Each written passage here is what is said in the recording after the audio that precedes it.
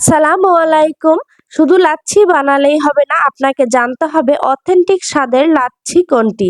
আজকে আপনাদের সাথে অথেন্টিক স্বাদের লাচ্ছি রেসিপি শেয়ার করব, যেটা টেস্ট করার পর আপনি নিজেই বুঝতে পারবেন পারফেক্ট লাচ্ছির স্বাদ কেমন হয়। তো এর জন্য আমি এখানে ব্লেন্ডার জাগ নিয়েছি। এখানে আমি দিয়ে দিচ্ছি 10 থেকে 12টি আইস বার।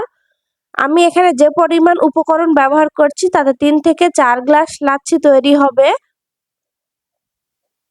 এরপর আমি এর সাথে অ্যাড করে দিচ্ছি কনডেন্স মিল্ক। এখানে আমি 4 টেবিল চামচ পরিমাণ কনডেন্স মিল্ক দিয়ে দিচ্ছি।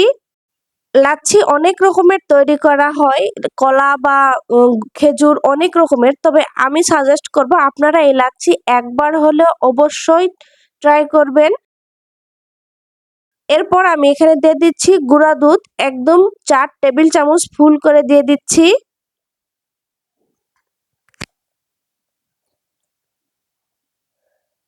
আর এর সাথে আমি দিয়ে দিচ্ছি মিষ্টি দই, এটা বগুড়ার দই।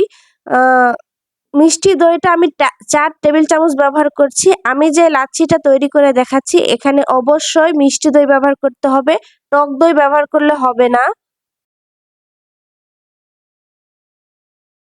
খুব সহজে এবং অল্প উপকরণে আপনাদের সাথে এই রেসিপিটি শেয়ার করছি, আশা করছি আপনাদের ভালো লাগবে আর আপনারা অবশ্যই একবার ট্রাই করবেন।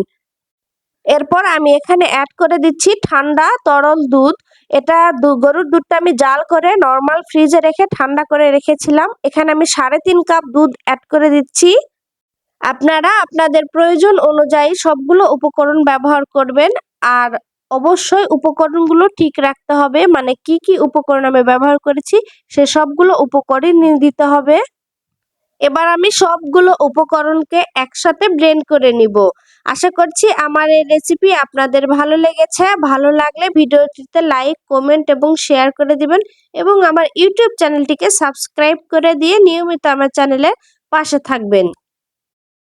প্রচন্ড গরমে এমন 1 গ্লাস লাচ্ছি হলে আপনার মন কলিজা সব ঠান্ডা হয়ে যাবে আর আপনারা অবশ্যই একবার ট্রাই করবেন অথেন্টিক স্বাদের লাচ্ছির এই স্বাদটা পাওয়ার জন্য।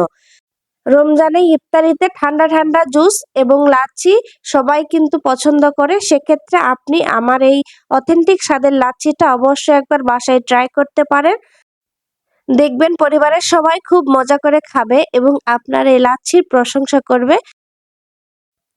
লাচ্ছির উপরে আমি কিছু বাদাম কুচি দিয়ে গার্নিশ করে দিচ্ছি, এটা অপশনাল, আপনারা চাইলে না দিতে পারেন। আশা করছি আমার এই রেসিপি আপনাদের কাছে অনেক অনেক ভালো লেগেছে। আপনি একবার হলেও আমার এই রেসিপিটি ট্রাই করবেন।